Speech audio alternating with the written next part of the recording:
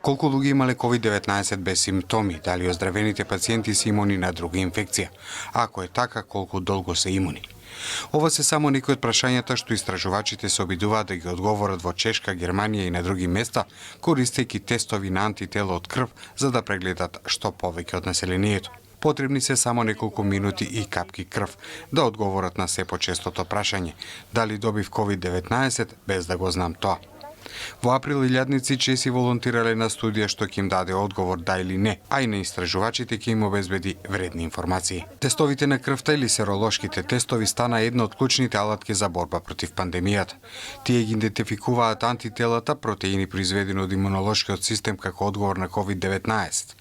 Различно од тестот со брис од носот, со кој се тестира за активен вирус, тестот со антитело обично покажува дека инфекцијата поминала, вклучително и таа која предизвикала благи симптоми или воопшто немало симптоми. Значи треба проверки по случаен избор за да се откријат скриените случаи, ширењето и ефектот.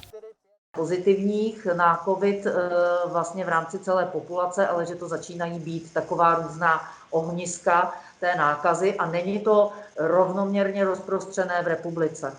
Следењето на клучни точки според локација и демографски податоци помага да се одреди кога и каде да се почне со работа и каде мерките за заштита делувале најдобро. Истражувачите во Германија спроведуваат слично истражување како чешкото, но со една битна разлика. По случаен избор, одредените волонтери ќе бидат проверувани секој месец.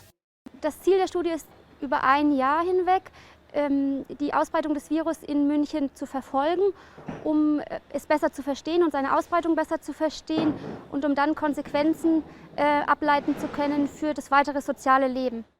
Истражувачите се надеваат дека со повторно тестирање на испитаниците ќе утврдат колку долго антителата остануваат во телото. Има надеж дека антителата даваат имунитет, што би значило дека оздравените пациенти можат да продолжат со нормален живот. Но вирусот е премногу нов за научниците да знаат колку тие антитела штитат. Je to tak, že v podstatě, jakmile mám protilátky proti určité látce nebo proti tomu původci té infekce, tak některé vydrží téměř celoživotně, ale některé jsou třeba jako u chřipky, se vlastně očkujeme každý rok, že ten virus má takové charakteristiky, že je potřeba se očkovat, že se lehce mění. Tady to vypadá, že by to mohlo mít podobnou vlastnost.